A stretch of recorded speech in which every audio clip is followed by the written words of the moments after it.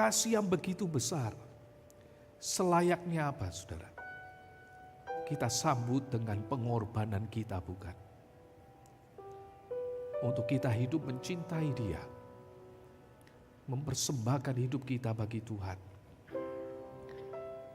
Memberikan waktu, tenaga kita untuk melayani Dia.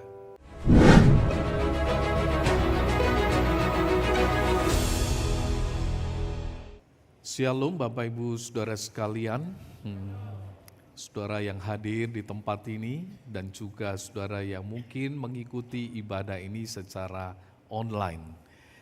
Bersyukur saudara boleh hadir di rumah Tuhan, bahkan kita diajak boleh sekali lagi merenungkan tentang apa yang menjadi bagian di dalam karakter-karakter Allah. Saya lihat saudara mempelajari banyak hal dari atribut-atribut Allah. Dan hari ini saudara masuk di dalam atribut Allah tentang kasih. Dan di momen Jumat Agung ini saudara, saya mengangkat kasih yang ada pada salib itu. Love on the cross. Mari kita membaca Markus 15 ayat 33 dan 34.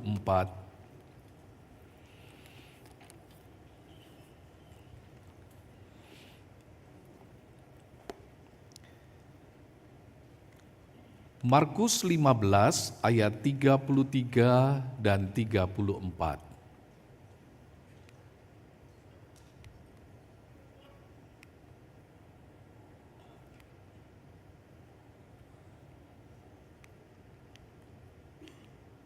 Boleh ada yang membantu saya? Ya. Markus 15 ayat 33 sampai 34. Demikianlah firman Tuhan. Pada jam 12, kegelapan meliputi seluruh daerah itu dan berlangsung sampai jam 3.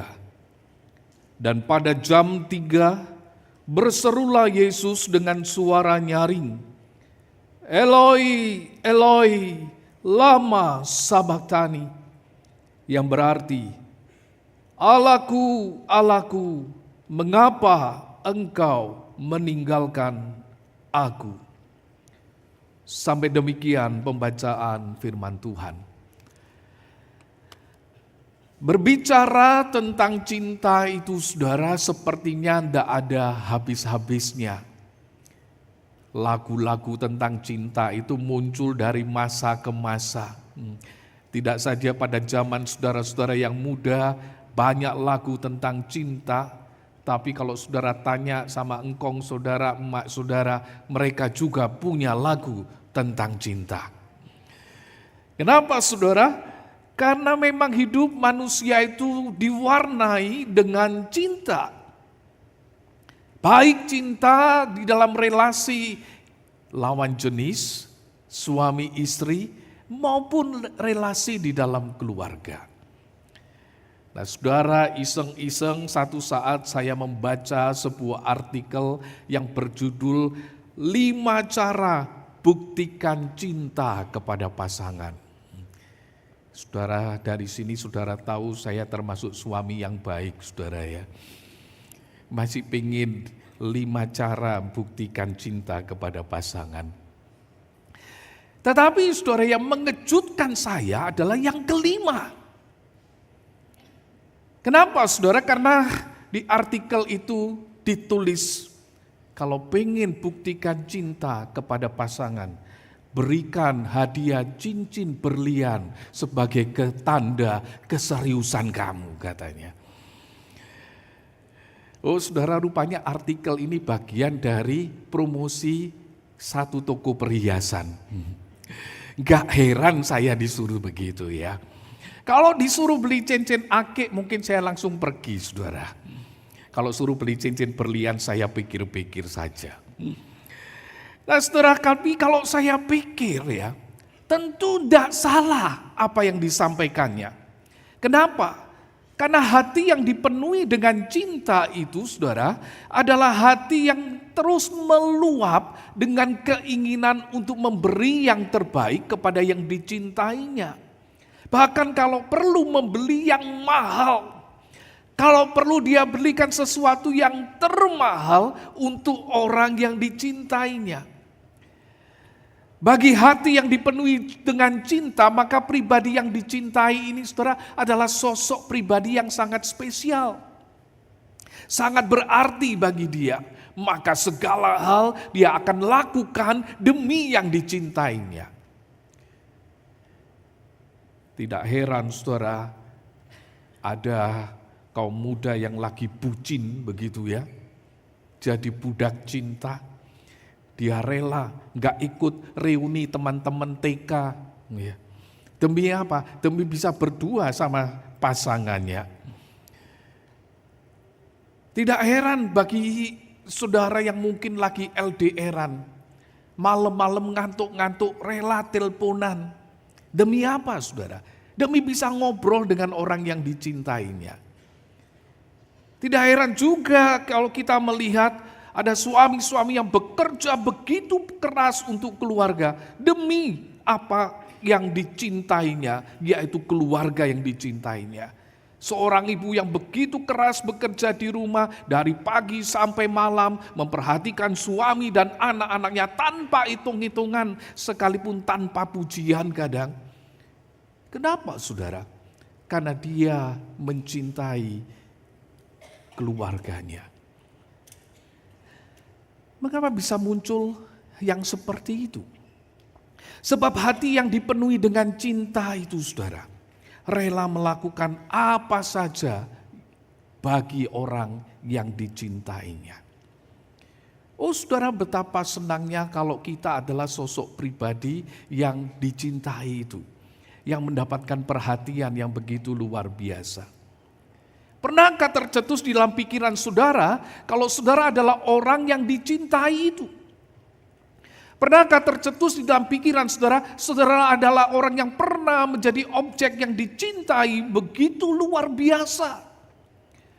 Oh, saudara mungkin berkata, enggaklah pacar saya kemarin sudah putusin saya. Saya bukan orang yang dicintai. Atau mungkin saudara berkata, pasangan saya kadang enggak peduli sama saya. Saya bukan orang yang dicintai. Atau saudara berkata, papa mama saya juga enggak ngurusin saya, sudah enggak mau mikirin saya lagi. Saya bukan orang yang dicintai.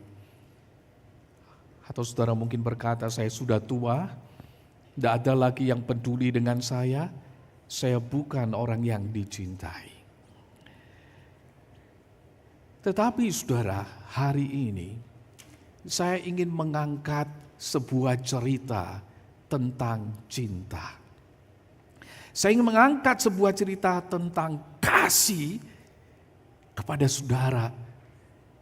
Di mana saudara adalah bagian dari kasih yang dinyatakan oleh kisah ini. Markus itu saudara menunjukkan kepada kita dengan satu kalimat, pada jam 12 kegelapan meliputi seluruh daerah itu dan berlangsung sampai jam 3. 3 jam berada di tengah-tengah kegelapan saudara, itu bukan satu waktu yang pendek. 3 jam berada di tengah-tengah situasi yang tidak nyaman itu akan terasa lama. Coba bayangkan kalau satu saat saudara dalam perjalanan di tol, saudara tengah malam begitu ya, tiba-tiba mobil saudara mogok. Saudara coba otak-atik enggak bisa. Dengan rasa takut, rasa enggak nyaman berada di tengah-tengah kegelapan malam itu, maka saudara segera menghubungi petugas tol dan meminta mereka untuk datang. Dan mereka berkata, oke, saya segera datang. Maka saudara menunggu. Wah, saudara merasa bersyukur akan ada pertolongan. Tapi 5 menit berlalu, saudara rasa kok gak datang-datang ya. 10 menit saudara sudah mulai pengen rasanya keluar dari mobil itu, pengen lihat mobil-mobil yang seliweran ini ada petugas tolnya enggak. Apakah mereka tahu bahwa saya ada di sini? 15 menit saudara kemudian kita mulai tambah resah. Kenapa? Oh biasanya saudara 15 menit itu tidak terasa. Apalagi kalau lagi nge-game saudara ya. Tetapi di tengah-tengah situasi yang tidak nyaman, maka 15 menit itu terasa begitu panjang. Dan inilah saudara yang dinyatakan oleh Markus apa yang terjadi. 3 jam terasa panjang ketika orang berada di tengah-tengah alam yang seperti tidak biasa. Seolah-olah jarum jam itu saudara bergerak lebih lambat daripada biasanya. Mereka mungkin bertanya, apa yang terjadi? Ada apa ini? Beberapa di antara mereka sudah mulai menjauh dari salib. Mungkin beberapa perempuan menarik tangan suaminya, ayo Pak cepat pulang. Kok rasanya nggak nyaman ada di sini? Para prajurit juga mulai merasa resah. Apa yang terjadi di sini? Apakah ini berkaitan dengan sosok pribadi yang disalibkan? Karena mereka, saudara, punya kepercayaan bahwa kegelapan itu terjadi ketika ada seorang raja besar yang meninggal. Tentu menjadi pertanyaan bagi kita, kenapa ada kegelapan? Apakah kegelapan itu saudara menandakan ketidakhadiran Allah? Apakah kegelapan itu menunjukkan setan yang lagi berkuasa dan Allah tidak ada di sana? Oh, saudara, memang seringkali Allah itu dikaitkan dengan terang, atau bahkan Allah itu juga disebut dengan kata terang. Ketika Allah menampakkan dirinya kepada Musa, ia menampak pada semak belukar yang menyala itu.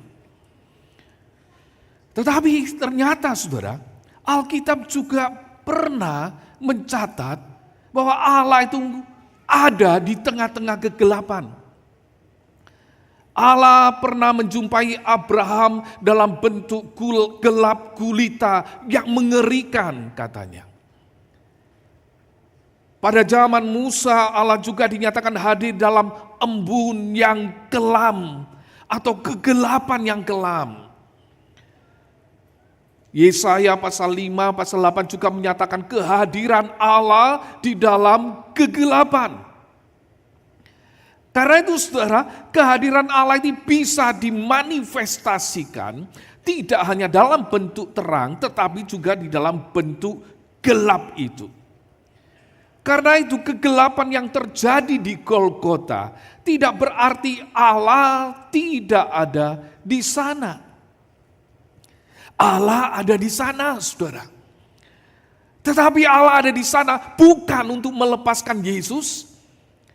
Allah ada di sana untuk apa? Untuk memberikan hukuman kepada Yesus. Allah tidak membebaskannya. Seperti tadi ayat yang kita baca yang menyatakan Tuhan itu berkehendak meremukkan dia dengan kesakitan. Tidak berhenti sampai di sana, saudara. Beberapa kali di dalam Alkitab dinyatakan bahwa kegelapan itu tanda penghakiman Allah. Amos 8 ayat 9 dan sampai 10, di sana menyatakan apa, saudara? Pada hari penghakiman, Allah itu akan membuat matahari terbenam di siang hari dan membuat bumi gelap pada hari cerah. Artinya apa, saudara? Penghakiman itu sedang terjadi. Sebuah sidang ilahi digelar di mana Yesus itu menjadi terdakwanya dan Sang Bapa Hakim Agung itu harus mengetukkan palu, saudara, memberikan vonis bersalah kepada anaknya yang dia tahu tidak bersalah. Di tengah-tengah kegelapan selama 3 jam itu, saudara, cawan murka Allah itu dicurahkan kepada Yesus sampai tuntas. Kemarahan Allah yang menyala-nyala karena dosa manusia itu disalibkan kepada pribadi yang tergantung di atas salib itu. Kalau tangan manusia bisa membuat Yesus itu mengerang, terasa sakit, apalagi tangan Allah. Penderitaan dan kesakitan itu saudara ditanggungnya sampai tuntas. Dan ketika 3 jam itu lewat saudara, cawan murka Allah itu selesai dicurahkan. Kegelapan mulai berhenti. Sepertinya itu ada sebuah kelegaan. Bukankah murka Allah itu sudah dipuaskan untuk menghukum dunia ini? Apakah pada saat itu saudara, kemudian sang bapa itu kemudian menghampiri anaknya? Seperti kalau papa mama lagi marah sama anak gitu ya. Kadang waktu kita mulai marah, kita tegur dia, anak itu mulai nangis. Papa mama yang sayang sama anaknya itu jadi nggak tega saudara ya. Kalau lihat anaknya nangis pengen peluk dia, ya. Pengen sayangi dia. Tetapi saudara, di kisah ini kita tidak menemukannya. Bahkan di tengah-tengah kebingungan dan ketakutan orang-orang di sekitar salib, dikatakan tiba-tiba Yesus itu berseru dengan suara nyaring. Dia berteriak, Eloi, Eloi, lama sabachthani. Allahku, Allahku, mengapa engkau meninggalkan aku? Oh saudara, teriakan Yesus ini adalah satu teriakan yang begitu sulit dimengerti. Bagaimanakah hubungan Allah Bapa dengan Allah Anak yang satu itu sekarang seolah-olah dipisahkan sesaat. Teriakan ini saudara menjadi bahan diskusi para penafsir dan para teolog. Dan disadari oleh mereka betapa sulitnya memahami bagian ini. Betapa sulitnya menjelaskannya. Mereka hanya bisa berkata seolah-olah Allah itu sedang memalingkan wajahnya dari anak yang sedang ada di atas salib itu. Ini menunjukkan apa saudara? Betapa mengerikannya murka Allah itu. Betapa mengerikannya hukuman itu. Betapa mengerikannya neraka itu. Kenapa saudara? Di sana penuh dengan penghukuman tanpa belas kasihan. Betapa mengerikannya penghukuman kekal itu. Sebab di sana saudara ada penghukuman tanpa simpati, tanpa belas kasihan. Dan itu ditanggung oleh Yesus. Tetapi saudara, menariknya, pada sisi yang lain, teriakan Yesus ini bukan sekedar teriakan biasa. Teriakan Yesus bukan sekedar keluhan orang yang kesakitan. Teriakan ini diangkat, ditulis jam 3 menurut LAI atau pada jam ke-9 di dalam bahasa aslinya. Jam ini saudara adalah waktu di mana orang Yahudi berdoa.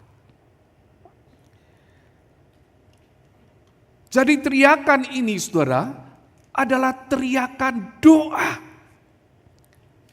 Dan Yesus itu berdoa sebagai orang benar yang sedang menderita. Teriakan Yesus ini mengutip Mazmur 22 ayat 2. Dan kalau saudara perhatikan di dalam Mazmur 22 ayat 2 ini tidak ada pernyataan pengakuan dosa. Yang menunjukkan apa saudara? Pemazmur itu berada pada posisi tidak bersalah. Ini adalah sebuah mazmur ratapan dari seorang yang benar, tetapi dia diperlakukan tidak adil. Ratapan dari seorang yang harus menanggung penderitaan, padahal dia tidak salah. Tetapi saudara, mazmur ini juga bukan menunjukkan sebuah mazmur ketidakpercayaan atau sebuah penghujatan kepada Allah. Kenapa? Karena mazmur ini saudara diakhiri dengan sebuah ucapan syukur. Ini bukan teriakan orang yang putus asa karena menghadapi masalah yang tidak henti-henti, karena mengalami penderitaan. Kemudian dia marah sama Tuhan dan berkata, Allahku, kenapa engkau meninggalkan aku? Engkau enggak peduli dengan aku. Oh saudara, tidak seperti itu. Ketika dikatakan Allahku, Allahku, itu menunjukkan sebuah relasi, saudara. Bukan satu tudingan.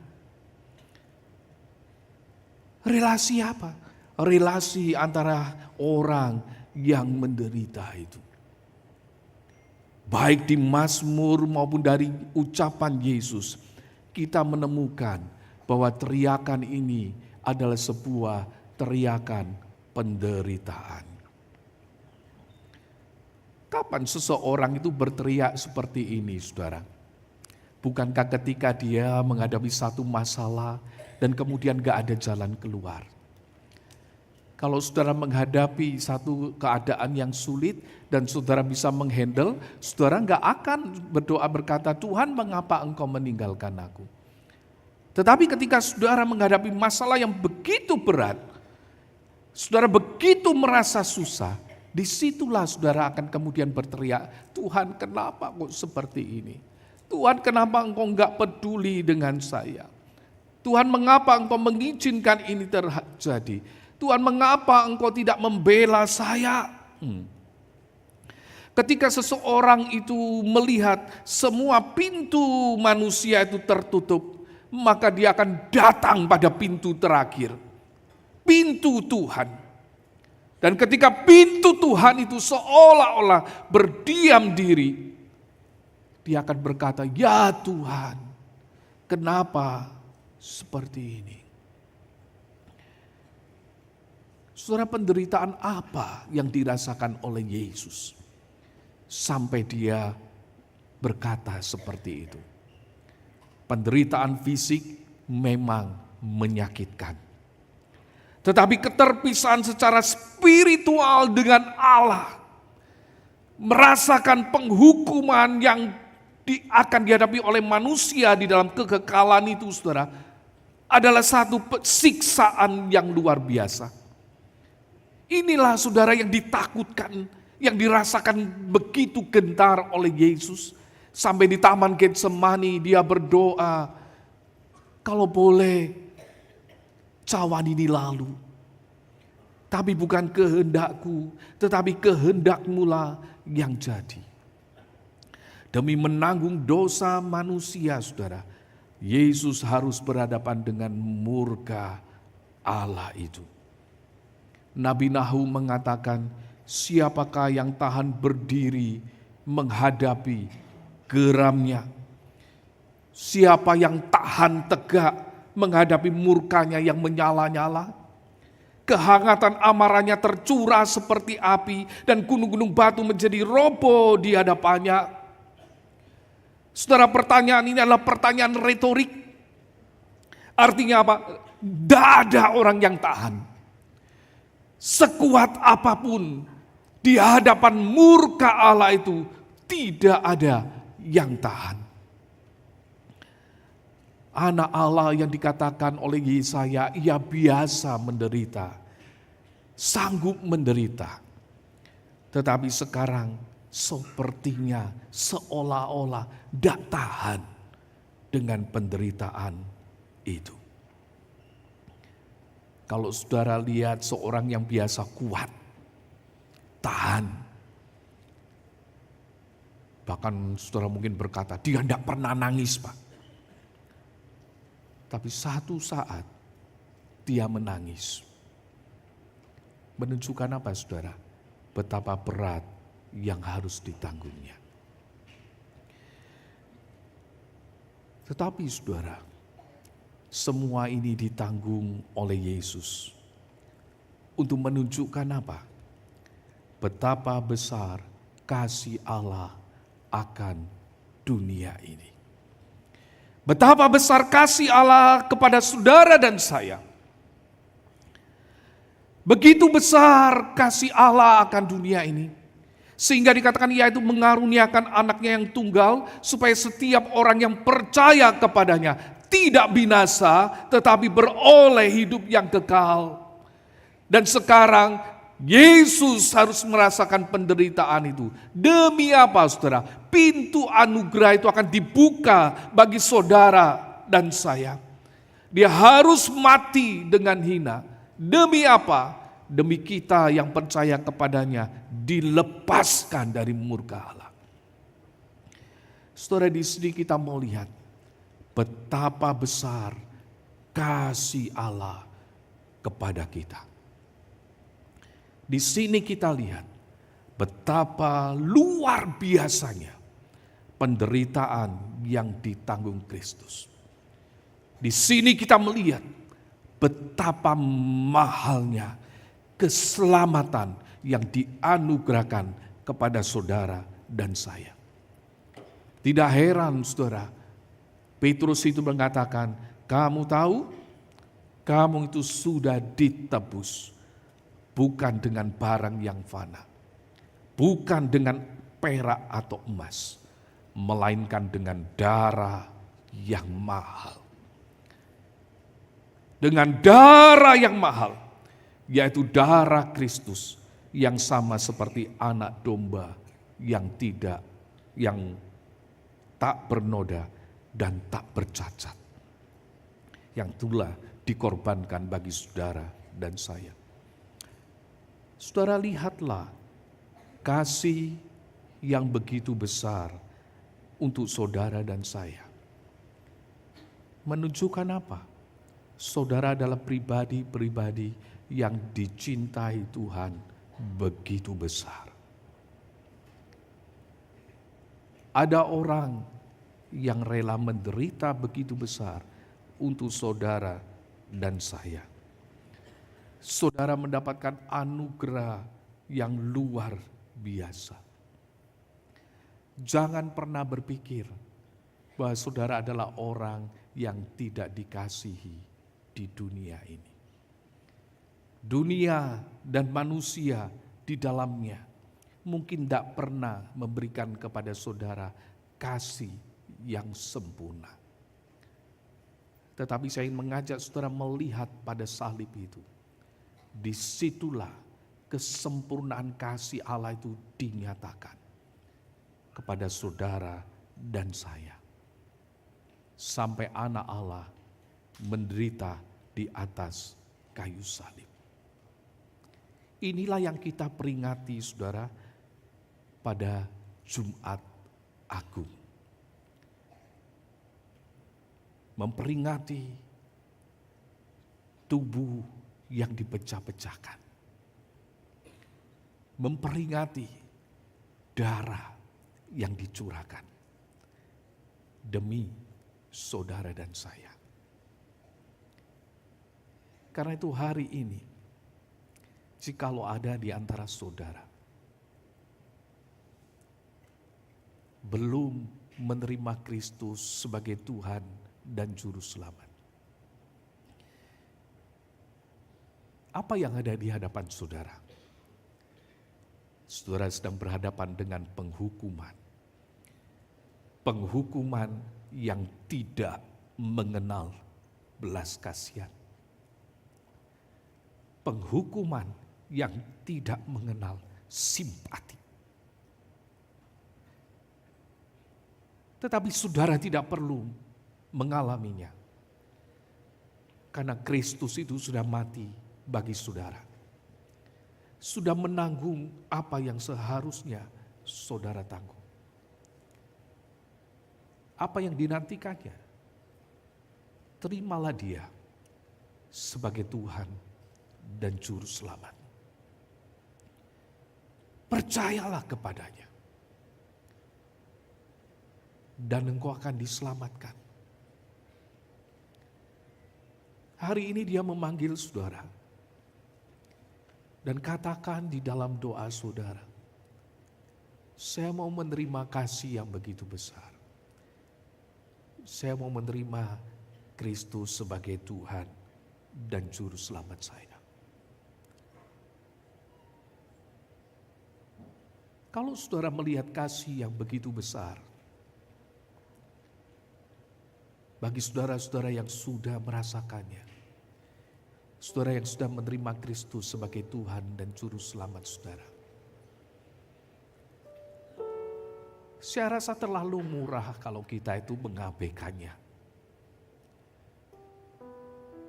Kasih yang begitu besar itu saudara, harusnya kita respons dengan pengorbanan kita juga, bukan? Betapa menyedihkan saudara, mereka yang menerima kasih yang begitu besar,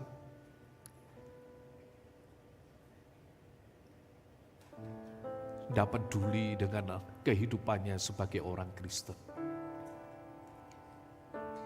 Memberikan persembahan, memberikan waktunya, tenaganya, hitung-hitungan.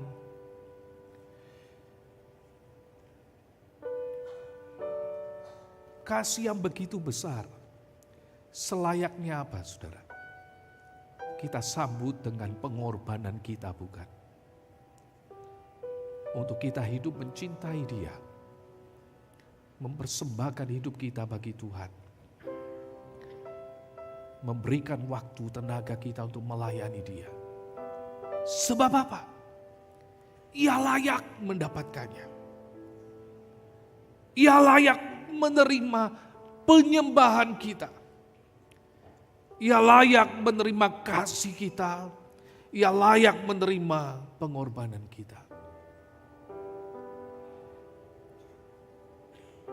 Seorang bernama Josh Bernard. Ia adalah seorang penulis lagu The Old Rugged Cross. Dia berkata ayat Alkitab favoritnya itu Yohanes 3 ayat 16. Setiap ia membaca ayat itu, dia berkata, saya seperti selalu melihat penglihatan tentang salib. Saya melihat itu adalah alat kematian Romawi yang kasar. Dan dia mengingat Kristus yang ada di sana, memberikan nyawanya, sehingga dia menjadi seorang Kristen. Pada satu kesempatan saudara, ketika dia memikirkan peristiwa penyaliban ini, ada satu melodi yang kemudian muncul di dalam pikirannya. Dia mencoba untuk menulis beberapa lirik yang tepat. Tetapi yang muncul saudara, hanyalah bagian ketika dia berkata, saya akan menghargai salib tua yang kasar itu. Saya akan menghargai salib tua yang kasar. Lagu itu saudara butuh waktu yang lama untuk menjadi lengkap seperti saat ini. Kalau saudara lihat di KPPK, bait yang pertama itu menyatakan apa yang terjadi. Di bukit Golgota tampaklah salibnya, tanda hina dan derita. Yesus anak Allah, besarlah kasih-Nya, rela mati bagi manusia. Saudara,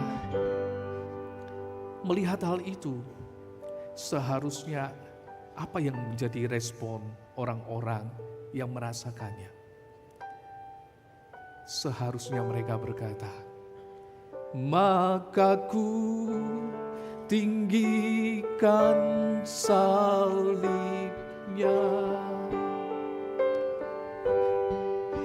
sampai ku berjumpa dengan Dia.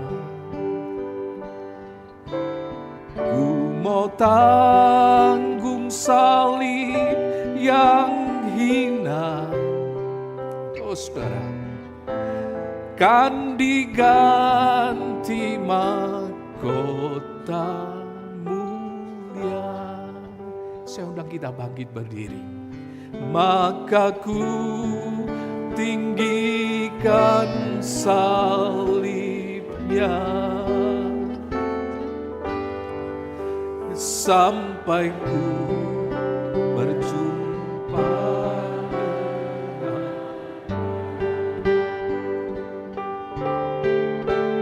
Ku mau tanggung salib yang hina,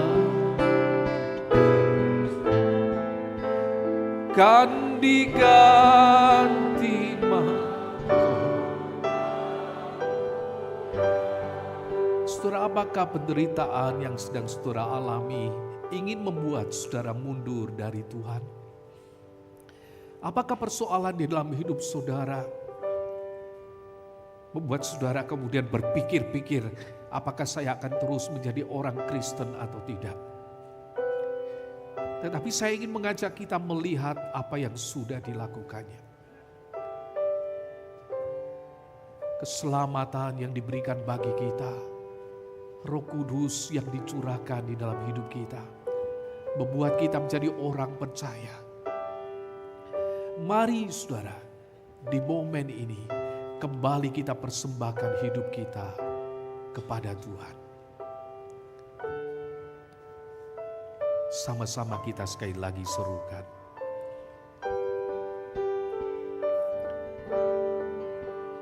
Maka ku tinggikan salibnya sampai ku berjumpa dengan Dia.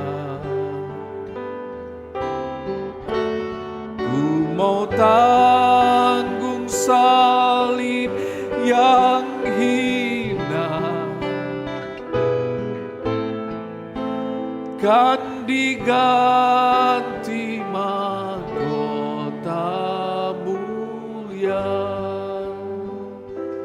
Ku mau tanggung salib yang hina,